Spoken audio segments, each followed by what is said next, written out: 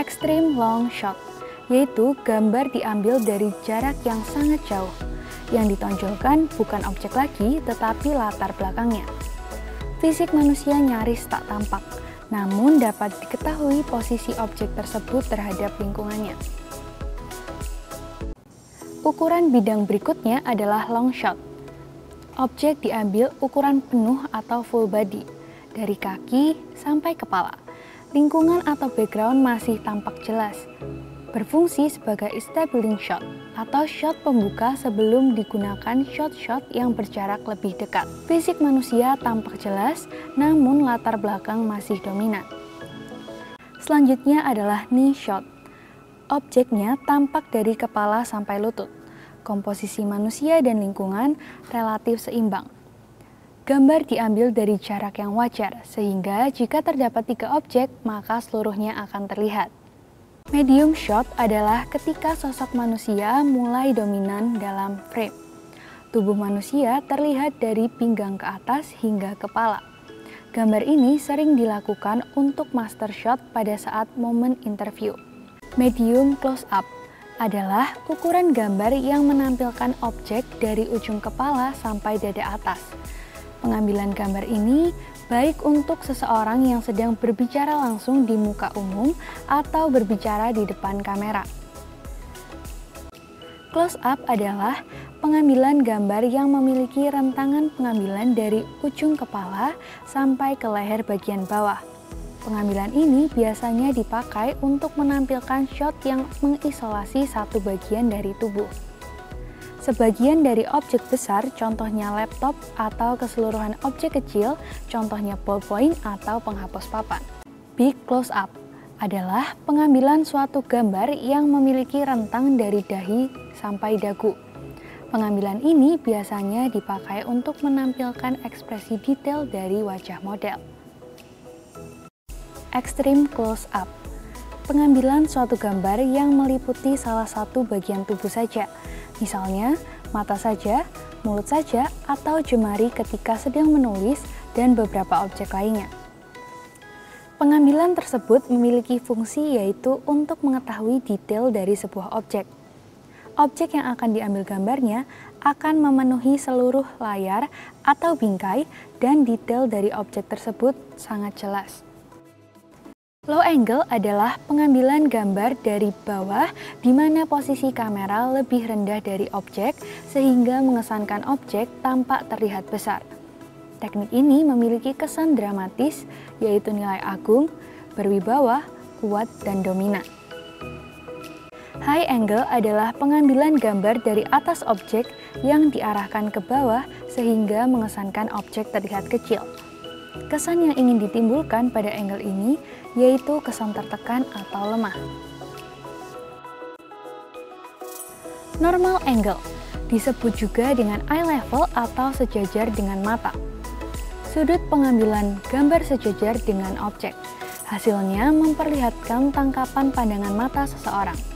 Posisi kamera dan objek sejajar. Teknik ini tidak memiliki kesan dramatis, melainkan kesan wajar. Zoom atau zooming merupakan gerakan paling dasar, yakni dengan cara mendekati atau menjauhi objek secara optik dengan mengubah panjang fokal lensa dari sudut pandang sempit ke sudut pandang lebar, ataupun sebaliknya. Gambar yang dihasilkan dari gerakan ini adalah subjek seolah-olah mendekat atau zoom in, dan subjek seolah-olah menjauh atau zoom out. Tilt atau tilting adalah gerakan kamera secara vertikal mendongak dari bawah ke atas, tilt up, maupun dari atas ke bawah, tilt down. Gerakan tilting banyak digunakan untuk menggiring mata penonton pada aktivitas tertentu pada subjek. Pan atau panning merupakan gerakan kamera menoleh ke kiri, pan left, dan ke kanan, pan right. Gerakan pan yang sering digunakan dalam pengambilan gambar secara umum adalah follow pan, yakni gerakan kamera mengikuti subjek bergerak atau traveling. Hal ini biasanya digunakan untuk mempertahankan komposisi visual agar tetap proporsional dalam frame, memberi headspace maupun walking space sehingga subjek tidak terpotong saat melakukan gerakan tertentu.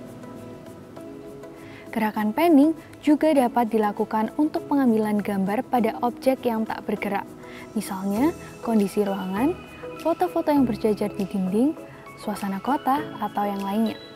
Hal ini digunakan untuk membangun suasana lingkungan di mana subjek berada, sekaligus menciptakan interaksi visual antara subjek dengan lingkungannya, atau surfing pan.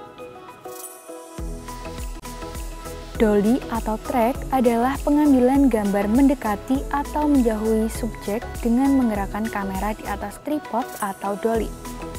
Pengambilan gambar dengan cara ini biasanya kamera lebih dapat dirasakan seolah-olah menjadi mata penonton. Gerakan kamera dapat mewakili gerakan penonton sehingga mereka dapat dibawa ikut terlibat dalam sebuah peristiwa film. Crab atau crabbing adalah gerakan kamera secara lateral atau menyamping, berjalan sejajar dengan subjek yang sedang berjalan. Gerakan crab hampir sama dengan dolly.